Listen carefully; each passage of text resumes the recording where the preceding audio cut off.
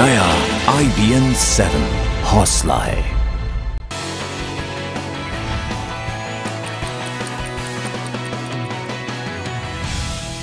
नमस्कार, शाम के 7 बजे हैं। मैं हूं पंकज भार्गव। देश दिन भर में आपका एक बार फिर बहुत बहुत स्वागत है।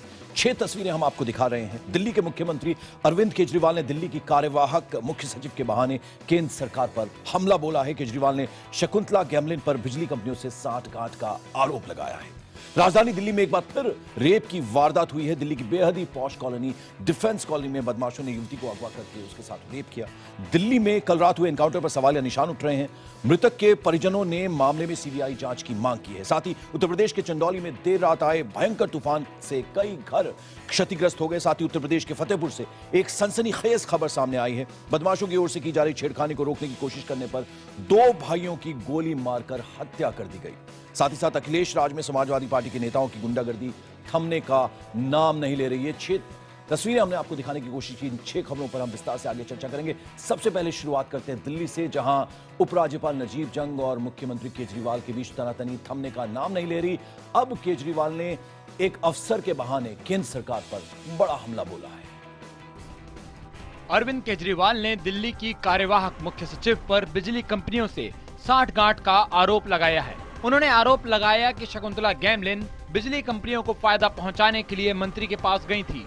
बिजली कंपनी की सेक्रेटरी हमारे मंत्री से दिल्ली सरकार की तरफ से गारंटी के ऊपर साइन करवाने के लिए आई थी। दोस्तों, ये तो हमारे मंत्री होशियार थे, उन्होंने साइन करने से मना कर दिया।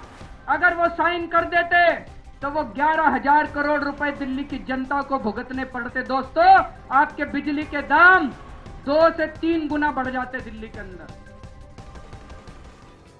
और जो केजरीवाल और नजीब जंग के बीच तनातनी चल रही है, यानी मुख्यमंत्री और एलजी के बीच जो तनातनी चल रही है, इस पर अब बहुत सारी राजनीतिक प्रतिक्रियाएं भी सुनने में आ रही हैं, देखने में आ रही हैं।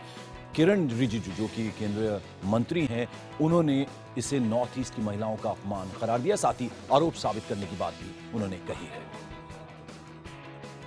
उसका सरकार के मंत्री लोगों ने जिस हिसाब से जो कैरेक्टर एसेसिनेशन का काम किया है, उससे हमारे वहाँ के सिविल सोसाइटी में और वहाँ के आम जनता लोगों में काफ़ी दुखी है कि आप अराजकता पैदा करना चाहते हैं। हिंदुस्तान ने राजनीति में और आंदोलन में करवट का इतिहास लिखना शुरू किया था। तब से इस आंदोलन के इतिहास को बारीकी से पल पल देखता हूँ। मैं आपसे कहना चाहता हूँ, हिम्मत रखो, हम दिल्ली बदलेंगे। केजरीवाल को मुख्यमंत्री बना करके और 5 साल बाद देश बदलेंगे। केजरीवाल को देश का प्रधानमंत्री बना करके, और ये हिंदुस्तान में होगा। तुम्हारे षड्यंत्र, तुम्हारे पैसे, तुम्हारी ताकत, तुम्हारे एजेंट के बल पर इस आंदोलन की ताकत को कोई न कुचल पाया है और न आगे कुचल पाएगा। प्रशासन के अंदर, भारतीय शासन के अंदर सब चीजों के एक लेड एंड प्रोसीजर हैं। लेफ्टिनेंट गवर्नर को क्या करना है, मुख्यमंत्री को क्या करना है, मंत्री को क्या करना है, ब्यूरोक्रेट को क्या करना है। आप देखिए कि समाज का या सरकार के साथ ऐसा कौन सा वर्ग है जिसके साथ कन्फ्रंटेशन नहीं है। आप पॉलिटिक्स ऑफ कन्फ्रंटेशन कर रहे हैं या पॉलिटिक्स ऑफ डेवलपमेंट कर रहे हैं। तो ये politics of confrontation and politics of rightest approach, ये आपकी अप्रोच है। ये चीजें मैं समझती हूँ उलझाई जा रही हैं। Shakuntala Gamblen has been serving the government of Delhi for a very long time. कभी भी उससे डिस्क्रिमिनेशन नहीं हुआ, हो ही नहीं सकता है। अब ये भी एक होगा, तो ये चीजें रोकनी चाहिए। हर चीज को कंट्रोवर्शियल बना देना, वो मैंने कहा दिल्ली के हित पे नहीं है। और इसमें नुकसान अंत में क्या होगा कि दिल्ली को नुकसान होने वाला है। और जो डिवाइड कभी रहा ही नहीं है दिल्ली में, ब्यूरोक्रेसी में कभी डिवाइड नहीं होता है कि कहाँ किस स्टेट के आप हैं। आपको तो काडर में नियुक्ति की जाती है। और दिल्ली में आम आदमी पार्टी ने पेट्रोल और डीजल की कीमतों में जिस तरह से वृद्धि हुई, उसको लेकर जबरदस्त तरीके से विरोध प्रदर्शन किया जंतर मंतर पर। आम आदमी पार्टी का कहना है कि ये केंद्र सरकार एक तरह से जनता पर, आम जनता पर बोझ डालने का काम कर रही है। बाइक और स्कूटर खींच कर ले जा रहे ये हैं आम आदमी पार्टी के कार्यकर्ता।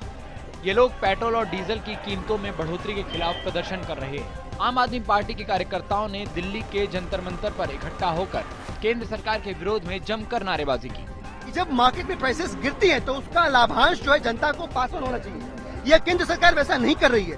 प्राइसेस गिरने के बावजूद जो खुदरा बाजार में दिल्ली के अंदर, देश के अंदर जो पेट्रोल और डीजल की प्राइसेस हैं वो लगातार बढ़ती जा रही है। 15 दिनों के अंतराल में 2 बार पेट्रोल डीजल की कीमतों में वृद्धि को लेकर आम आदमी पार्टी के नेताओं ने केंद्र सरकार पर जन विरोधी होने का आरोप भी लगाया। कार्यकर्ताओं ने अपने हाथ में बैनर भी लिया हुआ था जिस पर लिखा है कि जुमलों की सरकार चलाते 15 दिन में दाम बढ़ाते। और दिल्ली में शनिवार को एक होटल में वो जो एनकाउंटर हुआ था, उसके बाद अब आपको बता दें कि जो अगली खबर है वो ये कि एक रेप की खबर सामने आई है, गैंग रेप हुआ है, उसके बारे में हम आपको बताने जा रहे हैं।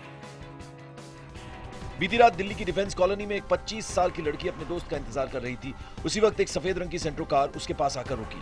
उसमें 4 लड़के सवार थे। अचानक उन लड़कों ने उत्तम नगर की रहने वाली लड़की को ऑटो से अपनी कार में खींच लिया। उसके बाद अपराधी उस लड़की को लेकर दक्षिणपुरी के घर में पहुंचे जहां उनका 5वां साथी मौजूद था। आरोप है कि 5 ने वहां लड़की के साथ गैंग रेप किया। कुछ देर बाद फिर से उस लड़की को गाड़ी में वापस लेकर वो डिफेंस कॉलोनी पहुंचे और लड़की को वहां फेंक कर फरार हो गए। इस बीच ऑटो वाले ने डिफेंस कॉलोनी पुलिस थाने में लड़की के अगवा होने की खबर दी। खबर मिलते ही पुलिस के होश उड़ गए। आनंद फानंद में पुलिस ने केस दर्ज कर लिया। इस दौरान लड़की भी थाने पहुंची।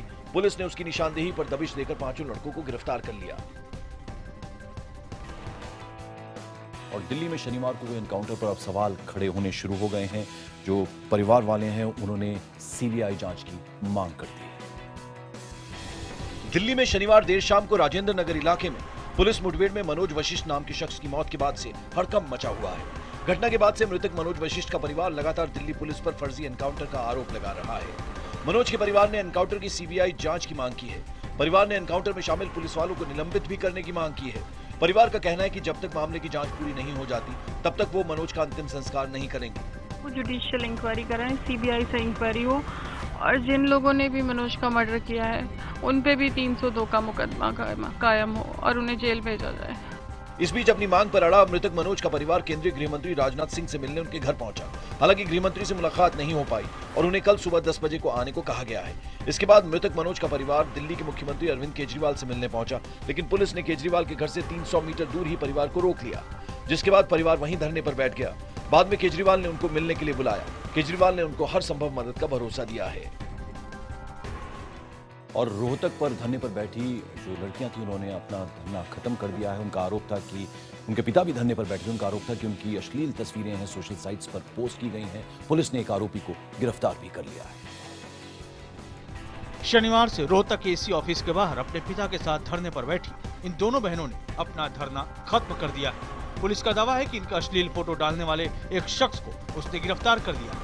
रोहतक में बस में छेड़छाड़ की शिकार इन बहनों का आरोप है कि आसन गांव के कुछ लड़कों ने उनकी अश्लील तस्वीरों को सोशल मीडिया पर पोस्ट कर दिया था। उसने गांव के लड़कों पर उनको बदनाम करने की साजिश रचने का आरोप भी लगाया था। हमारी बहुत ज्यादा गंदी अश्लील पिक्स बना के व्हाट्सएप पे, वेबसाइट पे, नेट पे जो है लीक कर दी गई है, वो पूरी तरह से वायरल हो चुकी है। आज के दिन हर किसी के फोन में वो पिक्स हैं। उधर पुलिस का कहना है कि शिकायत मिलने के बाद फौरन कार्रवाई करते हुए उन्होंने आरोपी को गिरफ्तार कर दिया है। मामला अभी जांच चल रही है और हमने टीमें भेज रखी है और सूत्रों से जो हमारी अभी मेरी बात हुई थी, हमारी जो टीम के अध्यक्ष हैं श्री राकेश कुमार जी, उन्होंने उसको राउंड अप भी कर लिया है। और उत्तर प्रदेश के चंदौली में आए भयंकर तूफान ने भारी तबाही मचाई है। कई मकान जो है, कई इमारतें गिर गई हैं। 2 लोगों के मरने की खबर है जबकि 3 लोग इस तूफान की वजह से घायल हुए। चंदौली में करीब घंटे भर तक आए तूफान ने जमकर कहर बरपाया। तूफान की वजह से सैकड़ों पेड़ गिर गए जबकि कई कच्चे मकान धराशायी हो गए। सैयद राजा में 2 लोगों की मौत हो गई जबकि 3 बुरी तरह से जख्मी हो गए। घटना के बाद मौके पर पहुंची पुलिस और प्रशासन के लोग राहत कार्य में जुटे हुए। NH2 पर पेड़ गिरने से सैयद राजा और बिहार बॉर्डर पर लंबा जाम लग गया। हमारा घर 3 ठो मकान है जिसपे कि हमारी पेड़ गिर गई है और बगल में ही राष्ट्रीय विकलांग पार्टी का कार्यालय है सर, उस कार्यालय भी ध्वस्त हो गया। दरअसल शनिवार की शाम जिले में तेज आंधी तूफान और बारिश से जनजीवन अस्त व्यस्त हो गया। करीब 6 घंटे की मशक्कत के बाद मलबे में दबी एक महिला के शव को बाहर निकाला जा सका। अब जिला प्रशासन पीड़ितों को हर संभव मदद का भरोसा दे रहा है। और उत्तर प्रदेश में समाजवादी पार्टी से जुड़े लोगों की गुंडागर्दी लगातार जारी है। ताजा मामला गोरखपुर का है जहां रोड में चेकिंग के दौरान समाजवादी पार्टी का एक स्थानीय नेता पुलिस वालों से भिड़ गया।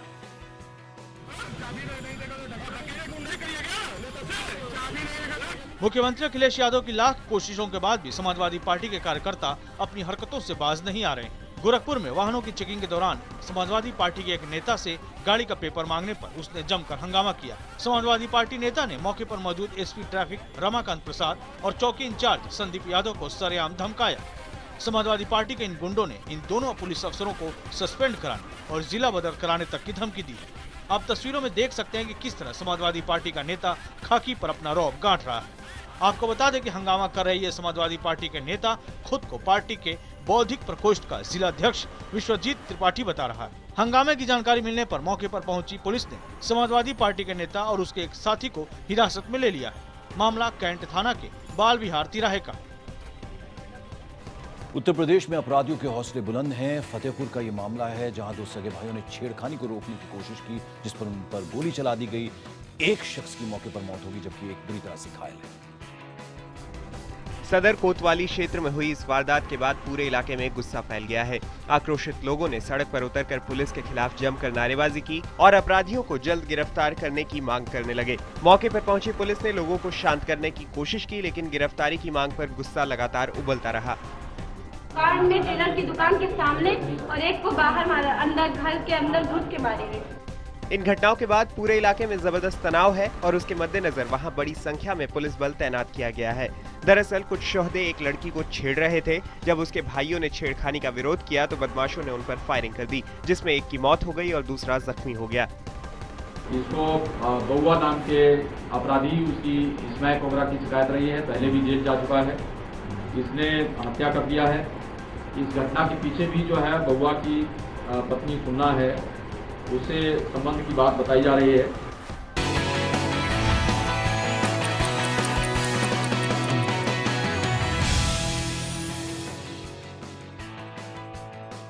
ब्रेक के बाद आपका स्वागत है। आप देख रहे हैं देश दिन भर और अब अगली खबर दिल्ली से है, जहां सीआईएसएफ के एक जवान ने अपनी रिवॉल्वर से खुद को गोली मारकर खुदकुशी कर ली। उसका बेटा बीमार था, जिस वजह से वो परेशान चल रहा था। दिल्ली में राष्ट्रीय मानवाधिकार आयोग के मुख्यालय में तैनात सीआईएसएफ के एक जवान ने खुद को गोली मार ली। जब तक उसको अस्पताल ले जाया जाता तब तक उसकी मौत हो गई। बताया जा रहा है कि सीआईएसएफ का ये जवान तमिलनाडु का रहने वाला था और 2014 के अक्टूबर से एनएचआरसी में तैनात था। हो सकता है कोई घरेलू परेशानी है, इसकी जांच की जा रही है, लेकिन एक 9mm पिस्टल से उन्होंने अपने आप को हेड में है वो गोली मार रखी है। सूत्रों के मुताबिक सीआईएसएफ का ये जवान 1 महीने की छुट्टी से 4 मई को वापस लौटा था। पुलिस के मुताबिक वो अपने बेटे की कैंसर की बीमारी की वजह से काफी परेशान रहता था। आज सुबह उसने इमारत की 6ठी मंजिल पर जाकर खुद को गोली मार ली। पुलिस को मौके से कोई सुसाइड नोट नहीं मिला है। पुलिस ने शव को कब्जे में लेकर उसको पोस्टमार्टम के लिए भेज दिया है और मामले की जाँच में जुट गई है। और मध्य प्रदेश के अनूपपुर की अदालत ने एक बेटे को फांसी की सजा सुनाई है। अब बेटे ने हाईकोर्ट जाने का मन बना लिया।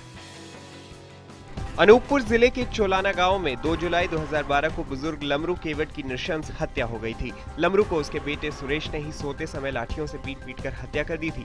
बाप और बेटे के बीच जमीन का विवाद चल रहा था। हत्या की घटना को मृतक की बेटी ने अपनी आंखों से देखा था, जिसकी गवाही पर अदालत ने इसे जघन्य हत्या करार देते हुए सुरेश केवट को फांसी की सजा सुनाई है। फैसले के बाद हत्यारा बेटा बदहवास नजर आया। उसने एक बार फिर पिता की हत्या से इनकार किया। क्या किया था तुमने? न्यायालय द्वारा अभियोजन पक्ष और बचाव पक्ष को सुनने के पश्चात आरोपी को नृशंस हत्या का दोषी मानते हुए उसे मृत्युदंड की सजा सुना। बीते 10 दिनों में मध्य प्रदेश के अनूपपुर जिला अदालत ने 2 लोगों को फांसी की सजा सुनाई है। और उत्तर प्रदेश के मुजफ्फरनगर में एक पति पर अपनी पत्नी को सरेआम पीटने और फिर उस पर तेजाब डालकर जलाने की कोशिश का मामला दर्ज हुआ है। हालांकि आपको बता दें कि जो महिला है वो ज्यादा तो झुलसी नहीं, लेकिन पुलिस ने अभी तक कोई भी मामला दर्ज नहीं किया है।